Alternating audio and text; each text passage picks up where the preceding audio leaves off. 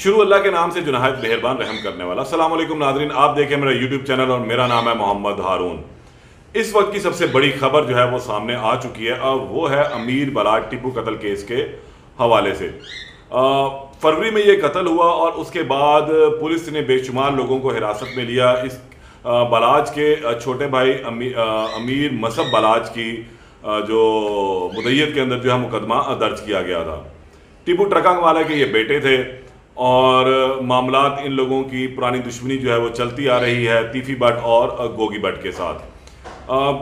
FIR same day में ही launch हो गई, जिस दिन तदफीन हुई उसी दिन एफआईआर लॉन्च कर दी गई और 3 नामजद मुल्ज़मान जो है वो इसके अंदर रखे गए, जिसमें तीफी भट्ट, गोगी भट्ट और एक और शख्स जो है वो शामिल था। लेकिन 2 नामजद मुल्ज़मान थे और जैसे जैसे पुलिस इसके अंदर एडअप करती गई और चीज़ों को डाल दी, फिर एहसन शाह को भी पुलिस ने इसके अंदर नामजद मुल्ज़म करार दे दिया।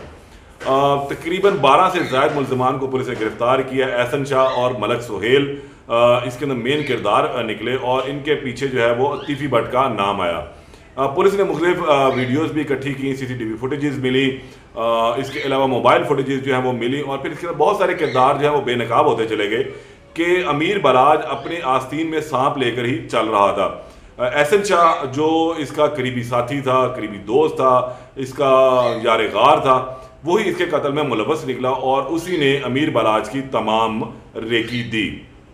ये चीज़ें चलती रही। जिस वक्त कत्ल हुआ जो एहसन शाह था वो मुल्क से बाहर था, लेकिन कुछ कॉल सामने आई और फिर मामला जो हैं वो खुलते चले, गुत्थियाँ आहिस्ता आहिस्ता सुलझती चली गई और जाके कड़ियाँ मिली तीफी भट्ट की जानिब।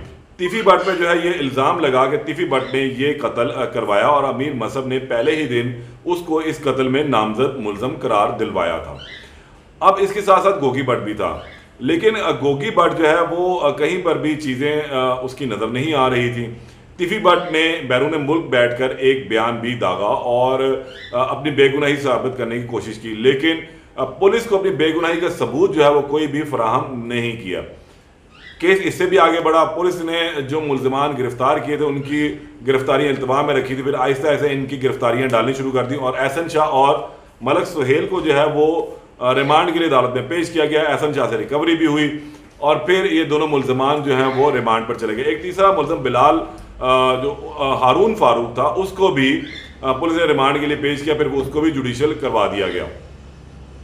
अब जो ऑर्गेनाइज क्राइम यानी CIA इसकी तफ्तीश कर रहा था, एक JIT बनी थी वो इसकी तमाम तफ्तीश जो है वो कर रही है। चलान इस केस का अभी तक प्रोसिक्यूशन के पास नहीं पहुंचा क्योंकि जो मेन मुल्ज़मान थे तीफी भट्ट और गोगी भट्ट दोनों रुपोश हैं और बैरून मुल्क फरार हैं। तीफी भट्ट के हवाले से तो चीज़ें कंफर्म हुई कि वो बैरून मुल्क फरार हो गया था। सेम डे यानी रात 12 बजे उसकी गाड़ी ने मोटरवे क्रॉस किया, फिर इस्लामाबाद एयरपोर्ट से उसने दुबई के लिए जो है वो परवाज पकड़ ली थी। लेकिन गोगी भट्ट कहाँ था?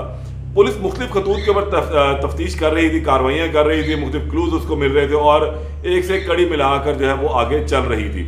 लेकिन गुज़िश्ता रोज़ पुलिस ने एक बड़ा बयान जो है वो दाग दिया और वो बयान ये सामने आया CIA ऑर्गेनाइज क्राइम की जानिब से कि गोगी भट्ट से मुतल्लिक इस कत्ल के कोई शाहिद नहीं मिले।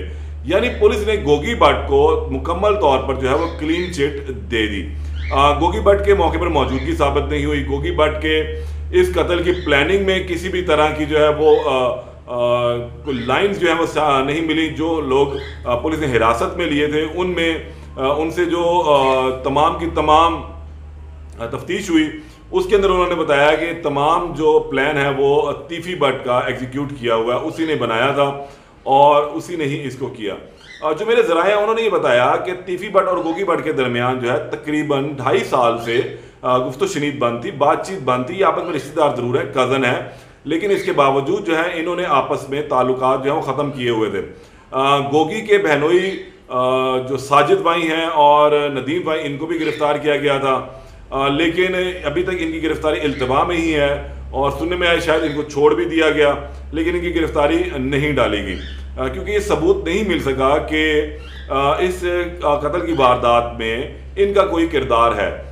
इसके अलावा जो लोग गिरफ्तार हुए जिसमें बिलाल नामी लड़का था, उसमें उमर हारून फारूक था, खान सामा था और कुछ लोगों को गिरफ्तार किया, उनसे जो पुलिस ने जब तफ्तीश की, उस तफ्तीश के अंदर बात सामने आई कि तमाम की तमाम कड़ियां जो हैं वो जाकर मिलती हैं तिफी भट्ट की जानिब, और मौके पर तिफी भट्ट की मौजूदगी भी पुलिस को किसी हद तक जो है वो साबित हुई है, लेकिन गोगी भट्ट की मौजूदगी पुलिस को साबित नहीं हुई। जिसके बाद अब पुलिस ने जब कंक्लूड करना शुरू किया, एहसन शाह से भी जो तफ्तीश हुई उसके के बयान रिकॉर्ड किए गए, मलिक सुहेल के बयान रिकॉर्ड किए गए, उन तमाम बयान की रोशनी में पुलिस ने अब ये कंक्लूड किया है, यानी सीआईए ऑर्गेनाइज क्राइम में जो JIT बनाई गई है उसका ये कहना है कि इस तमाम कत्ल की वारदात में गोगी भट्ट का कोई किरदार नहीं है। और एक अहम तरीन खबर भी यही है कि लेकिन उसके बावजूद इसको इश्तिहारी क्यों करार दिया गया, वो एक अहम चीज़ थी, क्योंकि अभी तक ना तिफी भट्ट पुलिस के सामने पेश हुआ, ना गोगी भट्ट पेश हुआ, तो इस वजह से इनको इश्तिहारी जो है वो करार दे दिया गया। बैरून मुल्क फरार होने की वजह से इंटरपोल से रब्ता करना है, इनकी गिरफ्तारी अमल में लानी है, अगर ट्रीटी हुई तो फिर इनकी गिरफ्तारी अमल में आएगी, लेकिन उससे पहले इनको इश्तिहारी करार दिया जाना था। रेड वारंट इनके जारी होने पर रेड वारंट इंटरपोल को भेजे जाएंगे, वहां से फिर मामला जो इनकी गिरफ्तारी से मुतल्लिक आगे चलेगा। लेकिन जो मेरे जराए हैं उनका ये कहना है कि शायद आने वाले हफ्ते में गोगी भट्ट जो है वो अपनी गिरफ्तारी पुलिस को दे देगा और अपनी बेगुनाही के तमाम सबूत भी पुलिस के सामने रखेगा। इससे कबल जब वो गिरफ्तारी देगा तो जाहिर सी बात है कि वो पहले अपनी इंटरम बेल करवाएगा और उसके बाद वो शामिल तफ्तीश हो जाएगा। सीआईए ऑर्गेनाइज क्राइम के जो हेड है उनका ये कहना है कि जिसने भी अपनी बेगुनाही साबित करनी उसको पुलिस के सामने पेश होना पड़ेगा और तमाम सबूत जो है फराहम करने पड़ेंगे। तो अभी जो गोगी भट्ट है, अगर उसने खुद को बेगुनाह साबित करना है तो उसके लिए सबसे पहले उसे पुलिस के सामने पेश होना है और फिर ये जो है तफ्तीश का रुख जो है तब्दील होगा। लेकिन चलान जो पेश होना है वो अब इसी बुनियाद पर होना है कि इसमें ये लिखा जाएगा कि गोगी भट्ट की जो है वो मौजूदगी साबित नहीं हुई, जबकि तिफी भट्ट की मौजूदगी भी पुलिस के मुताबिक जो है वो साबित हो चुकी है। जो बयानात रिकॉर्ड किए गए उन बयानात के मुताबिक भी गोगी भट्ट ने प्लानिंग की, गोगी भट्ट ने ही बंदे भेजे और ये तमाम जो किरदार हैं गोगी भट्ट को जाकर मिलते हैं। अमीर मसहब ने जो लोग नामजद किए उसमें गोगी भट्ट है, तिफी भट्ट है, एक बंदा तो बिल्कुल सामने आ चुका हुआ। अब देखना यह है कि जो गोगी भट्ट है वो किस वक्त अपनी गिरफ्तारी देता है या पुलिस के सामने शामिल तफ्तीश होने के लिए आता है। लेकिन उनका ये कहना है कि हम मेरिट पर तफ्तीश करेंगे और जो भी इसके अंदर मुलव्वस हुआ उसको जो कैफरे किरदार तक पहुँचाएंगे। लेकिन जो अमीर बलाच की फैमिली उसका ये कहना है कि हमें इंसाफ चाहिए और इंसाफ जो है वो होता दिखाई भी दे। इसके जो भी अपडेट होगी उससे आपको दोबारा आगाह करेंगे। तब तक के लिए इजाज़त दें। अल्लाह निगहबान।